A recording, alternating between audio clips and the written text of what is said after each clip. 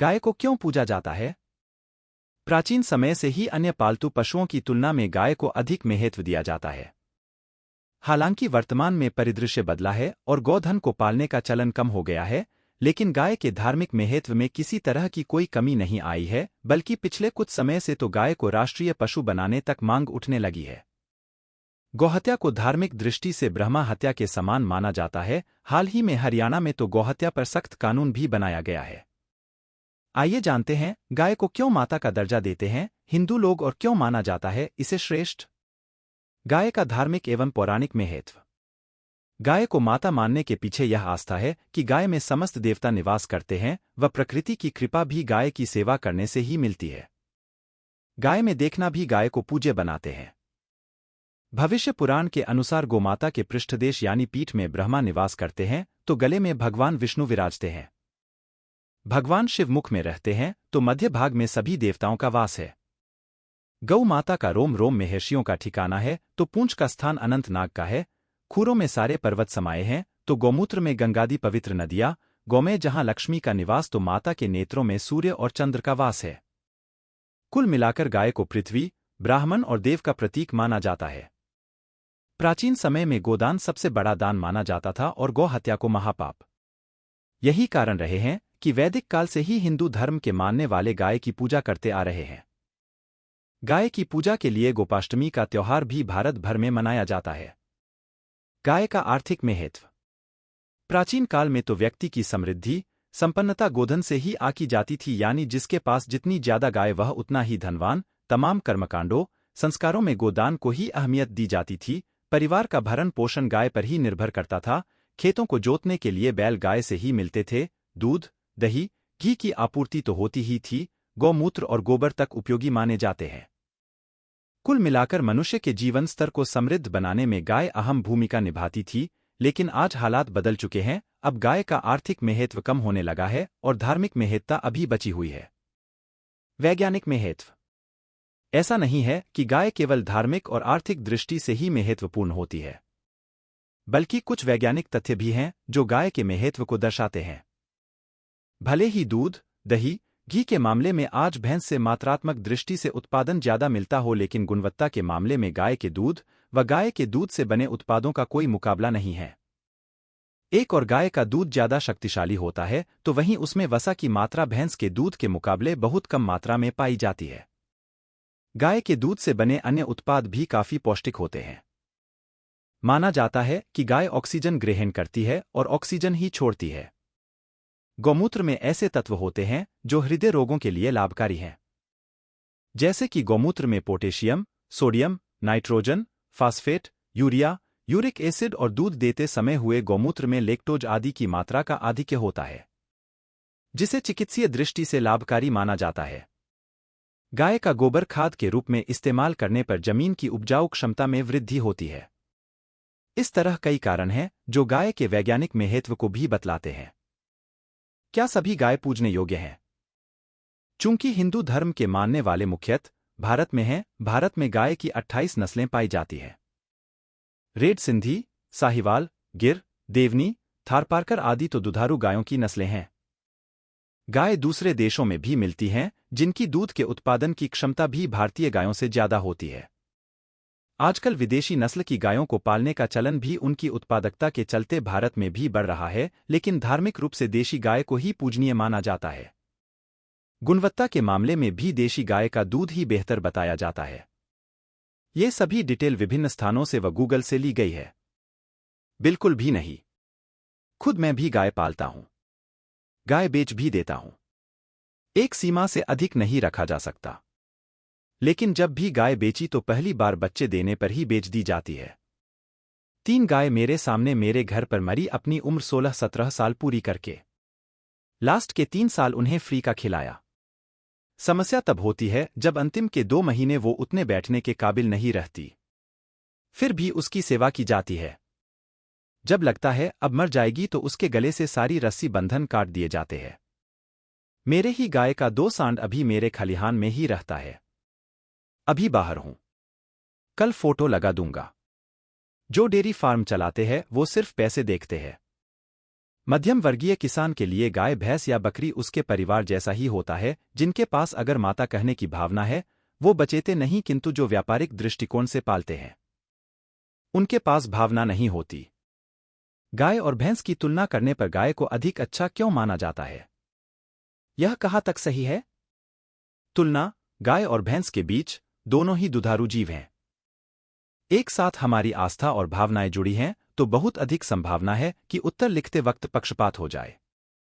सबसे पहले गाय और भैंस में समानता और अंतर को जानते हैं। गाय भैंस की अपेक्षा पतली होती है।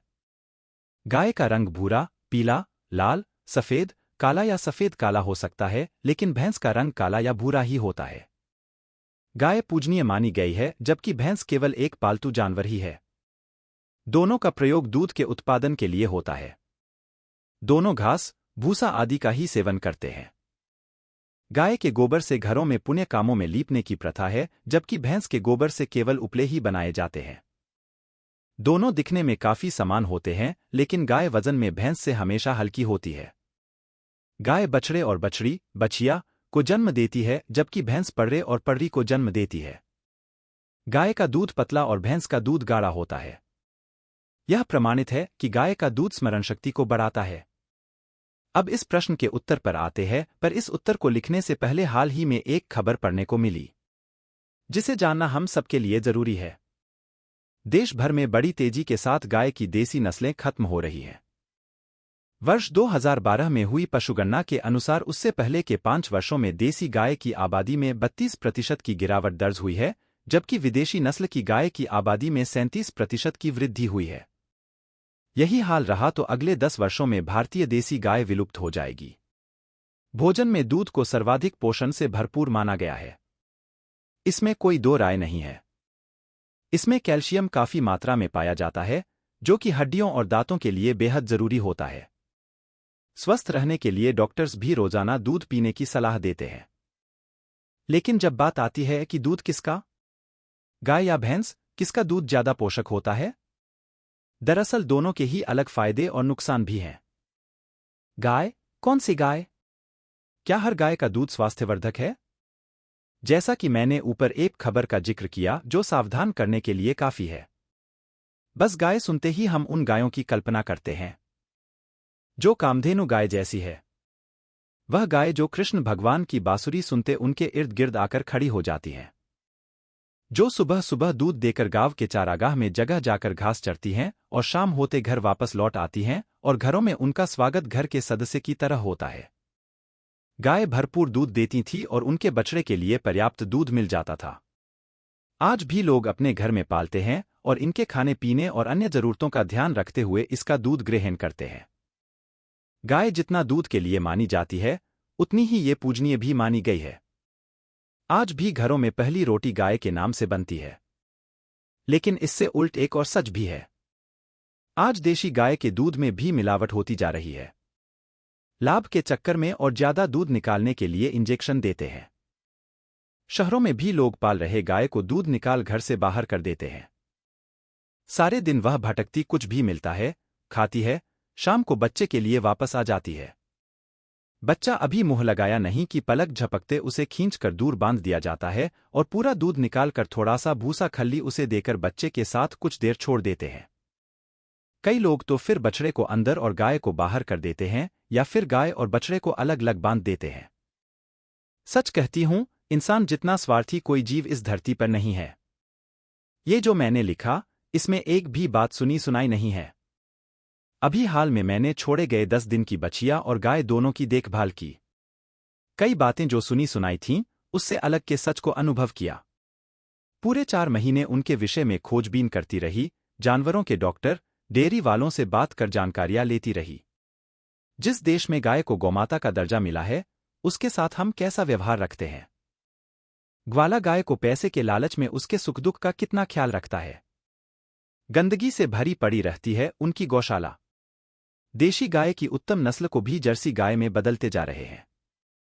दूध केवल देशी गाय का अच्छा होता है, लेकिन देशी गाय विदेशी, जर्सी गाय की तुलना में कम दूध देती है, तो देशी गाय के बच्चों की नस्ल बदल दी जा रही है। देशी गाय, जिसके पीठ पर कुबड़ का होना उनकी पहचान है। हम पुराणों की बात करें तो गाय के शरीर में सभी देवताओं का वास माना गया और पीठ का वह ककुद, कुबर, होता है, वह बृहस्पति, गुरु, है। शिवलिंग के आकार का होने के कारण उसे शिव रूप मानते हैं। दूध हमारे शरीर के लिए कितना जरूरी है, ये हम जानते हैं। माँ का दूध हमारा पहला आहार होता है और उसके बाद हम पूरी जिंदगी गाय, भैंस या पैकेट का दूध पीते हैं। दूध सिर्फ बच्चों के लिए ही नहीं बल्कि सभी के लिए लाभकारी होता है। लेकिन जब बात गाय या भैंस के दूध में से किसी एक को चुनने की होती है तो समझ नहीं आता है कि कौन सा दूध ज्यादा बेहतर है। अब जो गाय का दूध हमारे घरों में आ रहा, उस गाय के दूध के साथ भैंस के दूध की तुलना कर रही हूं। गाय के दूध में 90% पानी होता है जो आपको हाइड्रेट रखता है। भैंस के दूध में पानी बहुत कम होता है। गाय के दूध में भैंस के दूध की अपेक्षा वसा, फैट, कम होता है। इसीलिए भैंस का दूध गाढ़ा होता है। गाय के दूध में 3 से 4% फैट होता है, वहीं भैंस के दूध में 7 से 8%। गाय के दूध की तुलना में भैंस का दूध भारी भी होता है, इसलिए इसे पचने में ज्यादा समय लगता है। शारीरिक विकास के लिए भैंस के दूध का सेवन लाभदायक होता है।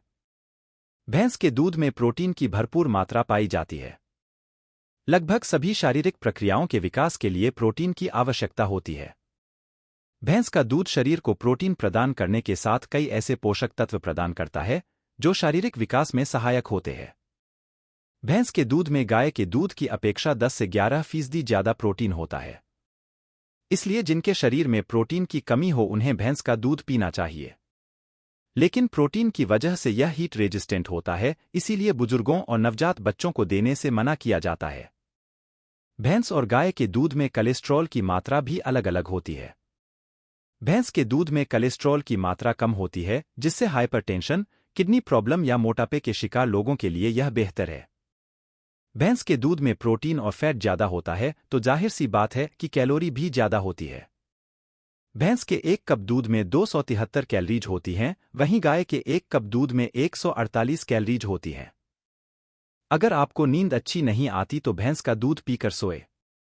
वहीं पनीर, खोया, दही, खीर, कुल्फी, घी वगैरह बनाने के लिए भैंस का दूध बेहतर होता है। वहीं गाय के दूध में चिकनाई कम होती है तो यह मिठाइयाँ बनाने के लिए बेहतर होता है। जो लोग अपने कम या घटते वजन से परेशान हैं, उन लोगों के लिए भैंस के दूध का सेवन फायदेमंद हो सकता है। भैंस के दूध में फैट की अधिक मात्रा पाई जाती है, जो वजन को बढ़ाने में मदद कर सकती है। लेकिन बढ़ते वजन की समस्या से परेशान लोगों को भैंस के दूध के अत्यधिक सेवन से बचना चाहिए, क्योंकि भैंस के दूध में अधिक मात्रा में फैट पाया जाता है जो वजन को और बढ़ा सकता है। जो लोग अपना वजन कम करना चाहते हैं उनके लिए गाय का दूध फायदेमंद होता है, क्योंकि इसमें फैट कम मात्रा में होता है। इसके साथ ही इसके 100 मिलीलीटर दूध में सिर्फ 61 कैलोरी होती है। भैंस के दूध में गाय के दूध की अपेक्षा vitamin A, calcium, protein, iron और फास्फोरस जैसे अन्य पोषक तत्व अधिक पाए जाते हैं, जो हमारे स्वास्थ्य लाभों जैसे हृदय की रक्षा, कम रक्तचाप, रक्त परिसंचरण, प्रतिरोधक क्षमता, मजबूत हड्डियों के निर्माण और शरीर विकास को बढ़ावा देने में सहायक होते हैं। गाय के दूध से तैयार घी पित्त को शांत करता है, जिससे कि हमारी पाचन क्रिया सुचारू रूप से चलती है। वहीं भैंस के दूध से बना घी कफ बढ़ाता है। गाय के दूध की अपेक्षा भैंस के दूध को ज्यादा समय तक सुरक्षित रखा जा सकता है। गाय की तुलना में भैंस बेडौल, बदसूरत जरूर दिखती है, लेकिन दोनों से दूध मिलता है और हर व्यक्ति को स्वास्थ्य के हिसाब से दूध लेना चाहिए। दोनों के अपने नफा नुकसान हैं, लेकिन जैसा कि मैंने शुरू में ही कहा है, गाय के साथ हमारी भावनाएं जुड़ी हैं, तो गाय का दूध हमारी पहली पसंद होती है। फुटनोट: आखिर गाय या भैंस, किसका दूध पीने के लिए सबसे अच्छा? इस खबर को पढ़कर दूर हो जाएगी हर गलतफहमी। देसी गाय अच्छी या जर्सी? याद रखिए, हमारे हिंदू धर्म ग्रंथों में देशी गाय की महिमा लिखी गई है। आज जो गाय मिश्रित रूप में अपनी जनसंख्या बढ़ाती जा रही है, उनका दूध व्यापार के लिए फायदेमंद है, स्वास्थ्य के लिए नहीं। आशा करती हूं आप इस उत्तर से सहमत होंगे। विचारों का सदा स्वागत है।